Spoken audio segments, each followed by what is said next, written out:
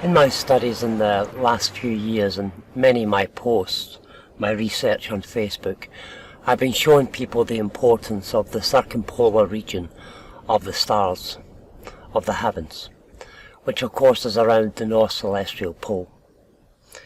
And what I want to do today is just reiterate and emphasize the importance of the North Celestial Pole.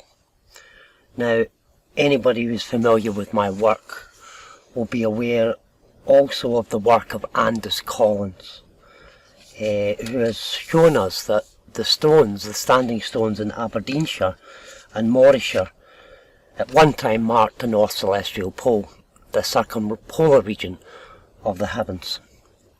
And these are all marked by standing stones and Pictish stones, both in the Morayshire and in the Aberdeenshire area. In particular, Aberdeenshire, and immediately above Aberdeenshire and Deeside and Upper Donside, we have the asterism, Cephas, the House of Cephas. Now, I suggest that anybody who is interested in how we are being controlled or how we're being manipulated by those who presume to be above us, then we need to understand the heavens and the motions and the formations of the heavens before we can come to any other solutions or theories on anything. And we have to understand this circumpolar region of the sky and why it was so important, not just to the Greeks, but to those who were the Egyptian priests and philosophers, those who were the Canaanites, those who were the Phoenicians, and also those, I suppose, who became the religious institutions and the leaders that we have today. Because the key to understanding our civilization, or civilizations, and to understand or understand our indoctrination and captivity, we first of all need to have a deep knowledge of how the womb of heaven, how the womb of the stars came into being. And one of the most important documents which we have are of course the pyramid texts of ancient Egypt. And the pyramid texts are the journey of the Duat, the journey of coming forth daily through the underworld, up through Orion's belt, up into the higher realms. And these pyramid texts quite clearly show us the three realms which exist. And as I've been showing people, the book of Corinthians, Paul talks about this third heaven. And of course I pointed out that that is Heracles, Hera, the glory of Hera, Heracles, the called out one, who sits above the Taurus field, above the plough, above the circumpolar region of the stars, and he stands on one of those asterisms, which is the Draco constellation. And I've done other videos about that, how he's standing on the Draco. But what we need to know is, first of all, who is Heracles? What is the circumpolar region of the stars? What is Draco? What is the House of Cephas? What is Cygnus the Swan? What is Lyra? What is Ursa Major? What is Ursa Minor? And what's happening up there in this upper heaven? So the Egyptians, the Egyptian priests, or the Egyptists, they recorded all this, and I'm going to read from yes, it's Andrew Collins, not Anders Collins this time. This is a different author. I did refer to earlier as Anders Collins, and his book is called Starstones and Scholars. But this book is, which I'm away to read from, chapter 15 and page 131. This book is by Andrew Collins, different name. And he is the author of Göbekli Tepe, Genesis of the Gods. And the book I'm about to read from is The Cygnus Key by Andrew Collins. And we're reading from chapter 15. And it's about the pyramid texts and the circumpolar region of the sky, which is what I post about and speak about quite regularly. But we need to have a deeper understanding of this journey to the afterlife.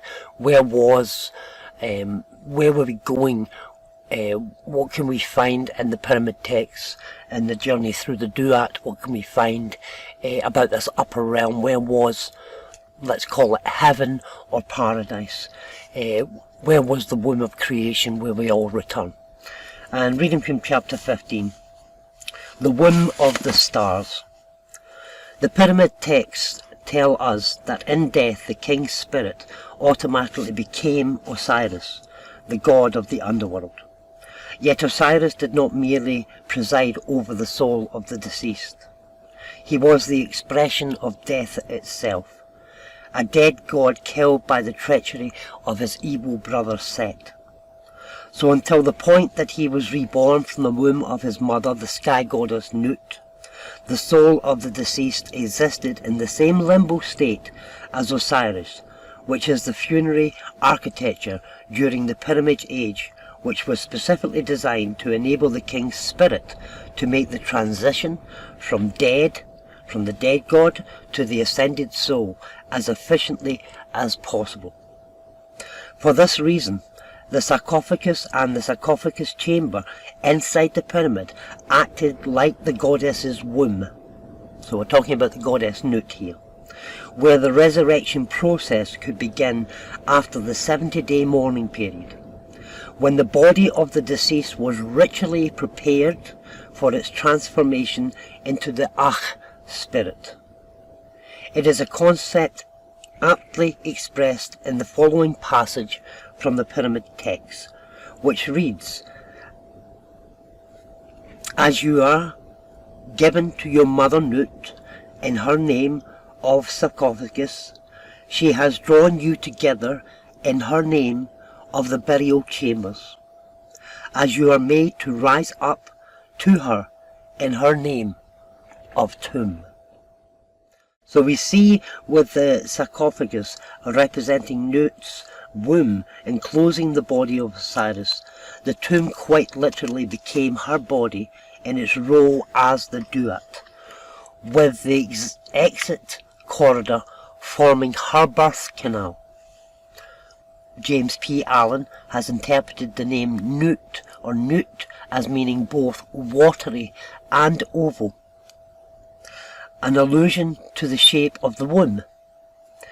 In doing this, the ancient Egyptians attempted to replicate in physical form the body of the goddess, as she appeared both in the sky and in her outwardly guise.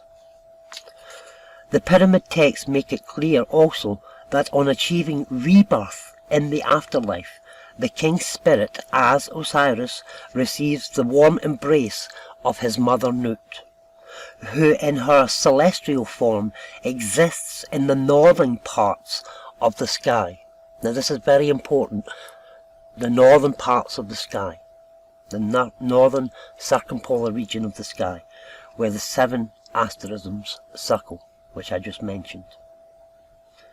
And this is above Aberdeenshire and Morayshire, and it's marked by standing stones. There are various instances of this union between mother and child in the pyramid texts, although 2 good examples will suffice. And we have a quote here. "To the king, to this Osiris, name of the deceased, as he ascends to heaven among the stars, among the imperishable stars. Osiris, the name, goes therewith to be with his mother. Osiris climbs upon her in this her name, the ladder." And then here in this portion, this Osiris, the name of the deceased, comes to thee Nut.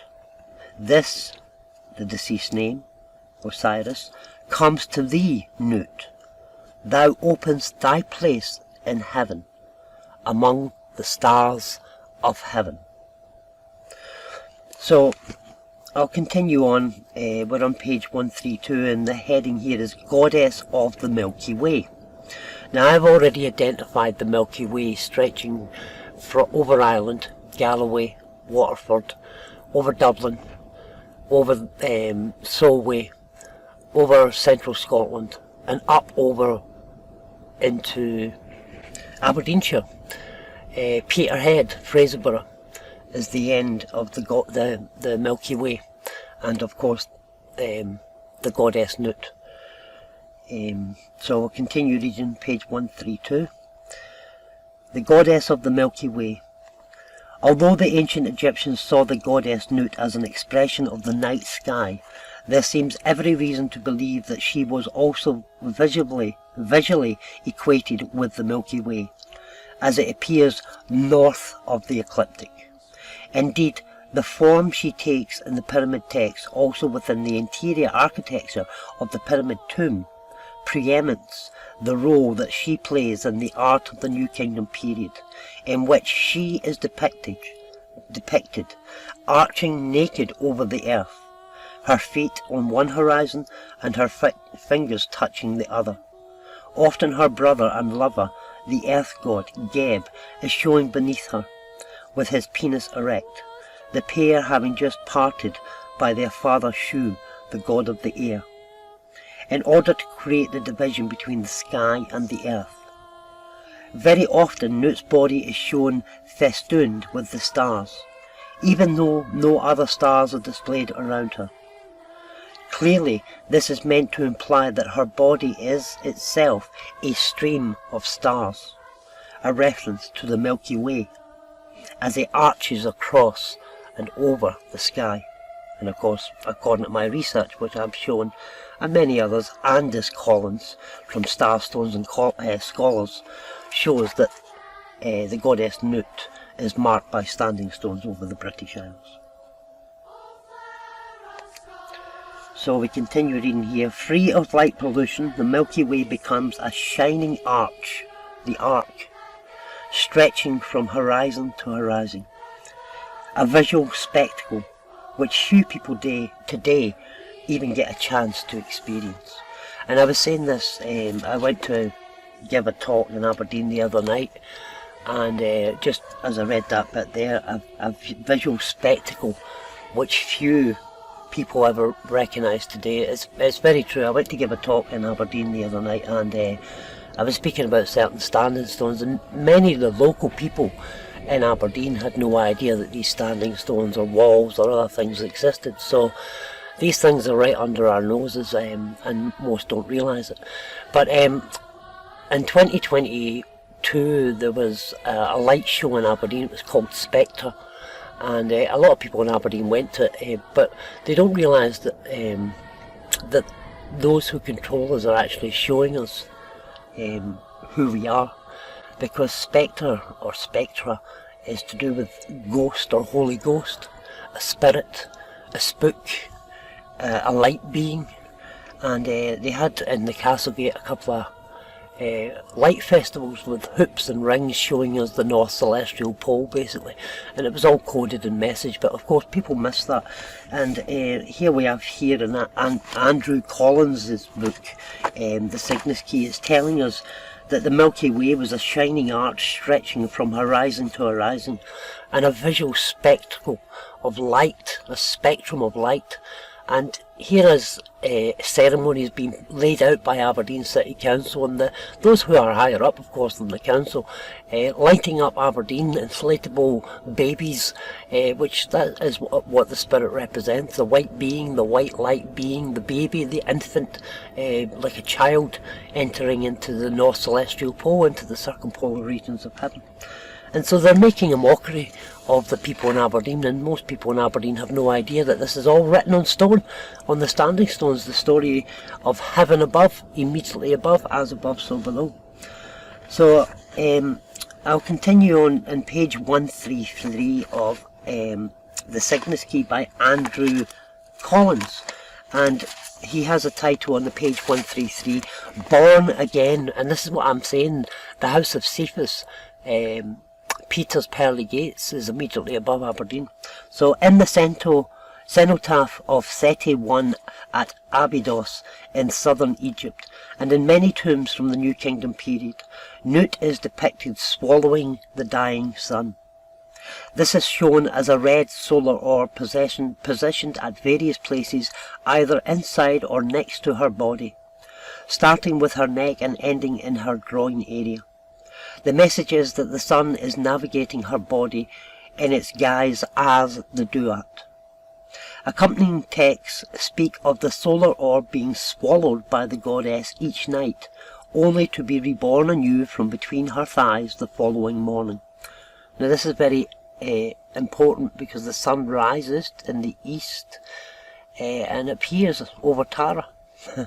It lights the hill of Tara, which is of course the upper Nile in Egypt. If you read Combs-Beaumont's books, this is Libya, Put. Ireland today is Libya and Put in Ethiopia, and the sun rises on Tara. That's why the alignment of Tara is there. So we'll continue. The message is that the sun is navigating her body in the guise of the Duat. Accompanying texts speak of the solar orb being swallowed by the goddess each night, only to be reborn anew from between her thighs the following morning. This same concept seems to be present in the pyramid text in connection with the rebirth of the deceased in his role as Osiris and also Re. Like the sun, the king's spirit is swallowed by Nut on the western horizon. It then passes through her body in its role as the Duat, before being reanimated in her womb and reborn from her birth canal, so that it might climb into the sky and receive her warm embrace on entering heaven. One passage in the pyramid text speaks of the king's spirit as having arrived in heaven, which is seen as between the two thighs of Nut, towards which it has been swimming, like a fetus swimming upwards in the waters of the amniotic sac prior to birth. Is it possible that the mummy wrappings, coffins, and even the sarcophagus itself actually represented the amniotic sac? Such ideas are certainly in line with those of James P. Allen, who has described Nut as the amniotic sac from which the deceased king, like the sun, was reborn or born each day. And this is what I'm showing people from my mapping of the heavens over Britain.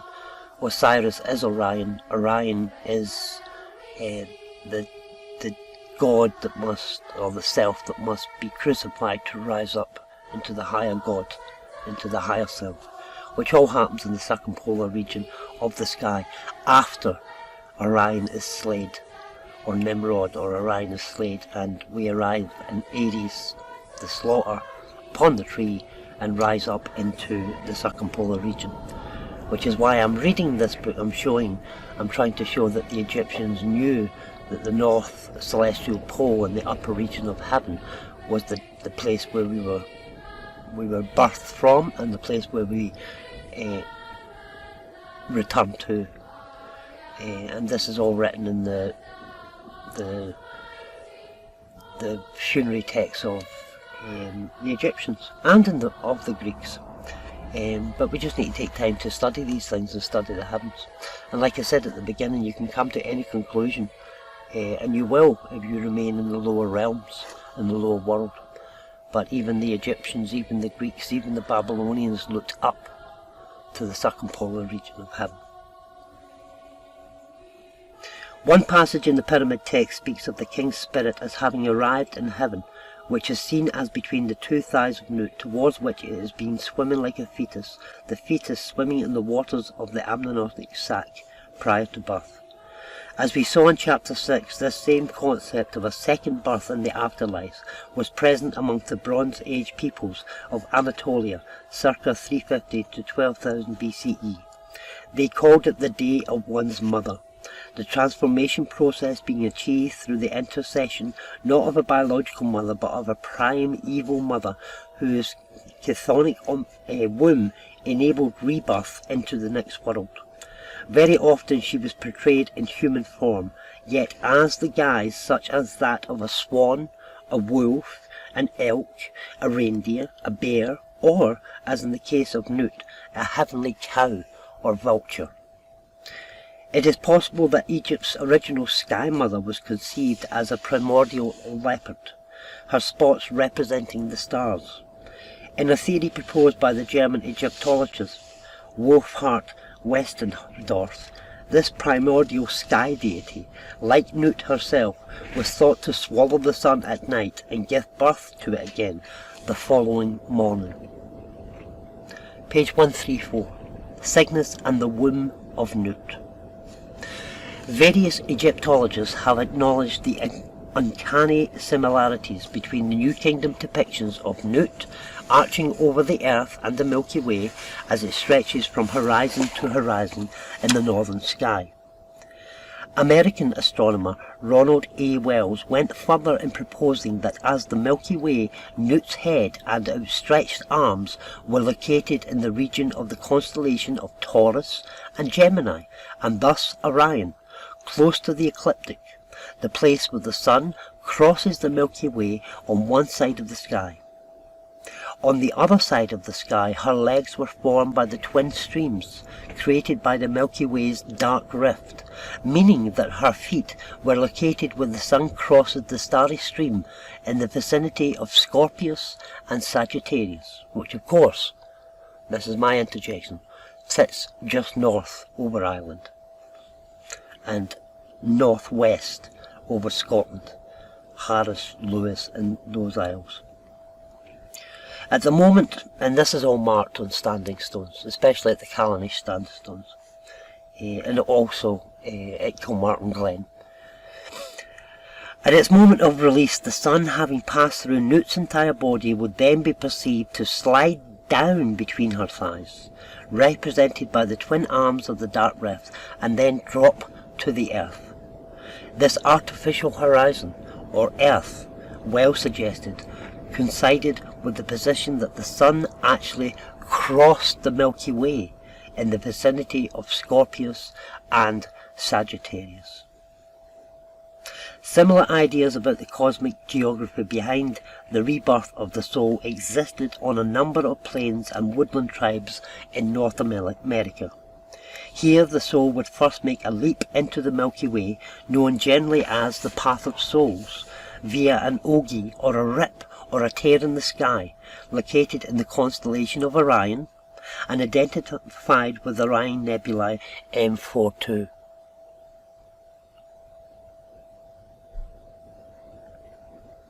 As mentioned in chapter 4 of this book, The Cygnus Key, by Andrew Collins, the soul would then continue its journey along the Milky Way until it met a raptor-headed sky figure called Brain Smasher, located where the starry streams split to create the dark rift and identified with Cygnus star Deneb. Thereafter, it was allowed to continue its journey to the afterlife, which lay in the direction of a supernatural creature known as the Water Panther, or the Great Snake, identified with the constellation of Scorpius.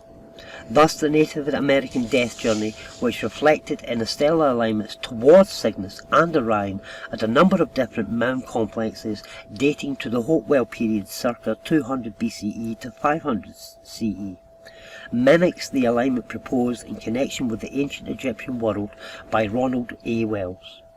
It also makes sense of why the soul of the pharaoh had to encounter the Orion constellation in the form of the god Sa, prior to embarking on this greater journey towards an afterlife in the vicinity of the Circumpolar region, or nearly the Circumpolar region stars. All of these elements form part of a much greater cosmic geography that would eventually become fragmented and even contradictory in later forms.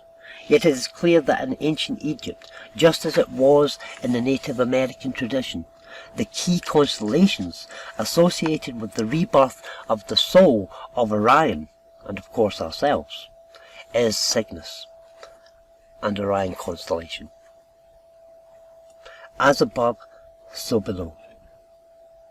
In his theory, which remains controversial, Wells had in mind only the death and the resurrection of Ra, who belonged to a very ancient cult promoted by the Heliopolitan priesthood. Yet as we have seen, the pyramid texts relate how in his role as Osiris, the deceased king is likewise reborn from the womb of his mother, the sky goddess, Nut. In other words, Wells' ideas can apply both to the rebirth of Ra and the resurrection of the king himself in his role as Osiris, both of whom were seen as the offspring of Nut.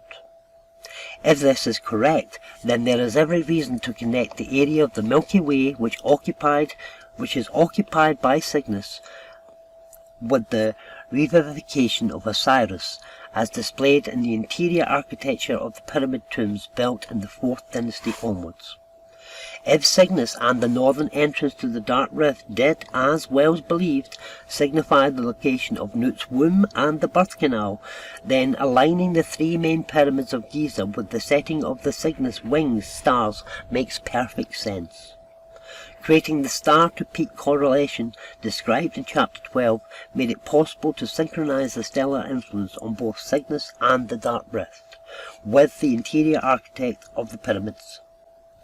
The purpose of this practice would have been to ensure that the king's spirit, as Osiris, achieved reanimation, gestation, and eventual rebirth within the primordial womb of his mother Nut. Thus the 2 wombs, one structural, the other worldly, were harmonized in a manner expressed by the Hermetic axiom, as above, so below. In this way the king's spirit, arguably in the form of a bird, was then able to enter into heaven, seen in the terms of a realm dominated by the presence of the Tree of Life, a cosmic axis synonymous with the North Celestial Pole. Here it became the one of the heavenly children of Nut, an immortal spirit, in the form of an imperishable star that forever shone brightly in the northern night sky. Awen.